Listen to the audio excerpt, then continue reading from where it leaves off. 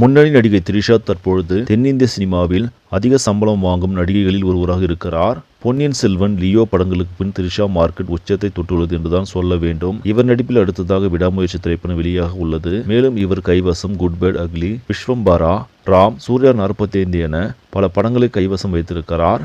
இதில் வருகிற பிப்ரவரி 6ஆம் தேதி வெளிவரவிருக்கும் விடாமுயற்சி திரைப்படத்தை அவருடன் எதிர்பார்த்து ரசிகர்கள் காத்திருக்கிறார்கள். இதில் வருகிற பிப்ரவரி 6ஆம் தேதி வெளியாக இருக்கும் விடாமுயற்சி படத்தை பார்க்க அவரோடு காத்திருக்கிறார்கள் ரசிகர்கள்.